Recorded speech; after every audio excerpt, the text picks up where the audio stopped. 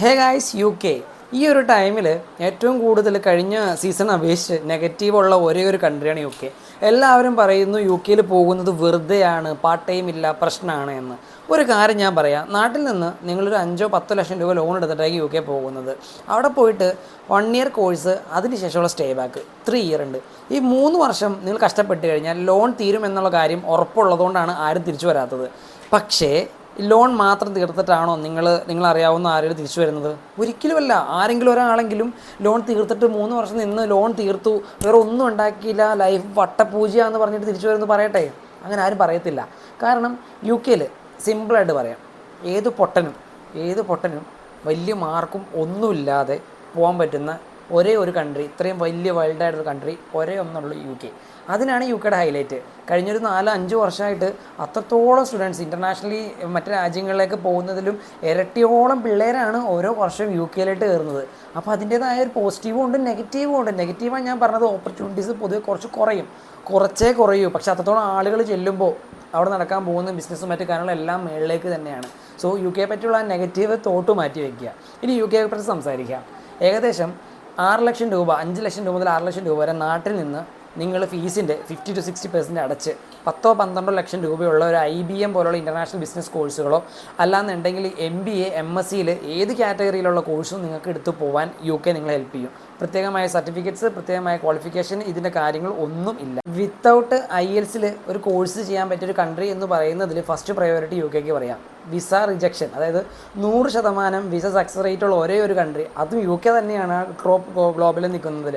അതേസമയം ജർമ്മനി ഉണ്ട്, ഫിൻലാൻഡ് ഉണ്ട്, ഫ്രാൻസ് ഉണ്ട്, ഇറ്റലി ഉണ്ട്, അങ്ങനെയുള്ള ഒരുപാട് കൺട്രികൾ വേറെയുണ്ട്, ഷെങ്കൻ കൺട്രികളുണ്ട്. പക്ഷേ ഇവിടെയൊക്കെ എന്ന് പറഞ്ഞാൽ കിട്ടുന്ന വിസകളുടെ റിജക്ഷൻ ചാൻസ് അത്രത്തോളം മുകളിലാണ്. അതായത് 10 പേര് വെച്ച് കഴിഞ്ഞാൽ 4 പേർ കൺഫേം റിജക്ഷനാണ്. ഇല്ല എന്ന് ഷെങ്കൻ കൺട്രികളിൽ 100%, ഒരു കൺട്രിയിൽ 100% വിസ സക്സസ് റേറ്റ് പറയാൻ പറ്റത്തില്ല. അതാണ് ഷെങ്കൻ കൺട്രികളുടെ പ്രത്യേകത.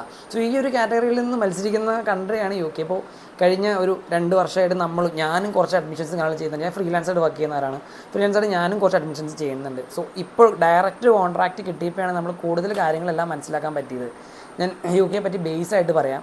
അതായത് വിത്തൗട്ട് IELTS ഇംഗ്ലീഷിനോ അല്ലെങ്കിൽ ഡിഗ്രിക്കോ വലിയ മാർക്കൊന്നും ഇല്ലാതെ 40 വയസ്സിൽ താഴെ, 40 വയസ്സ് വരെ മാക്സിമം നമുക്ക് നോക്കാം, 40 വയസ്സിൽ താഴെ നമുക്ക് പോകാൻ പറ്റുന്ന ഒരേ ഒരു കൺട്രി എന്ന് പറയുന്നത് UK മാത്രമാണ്.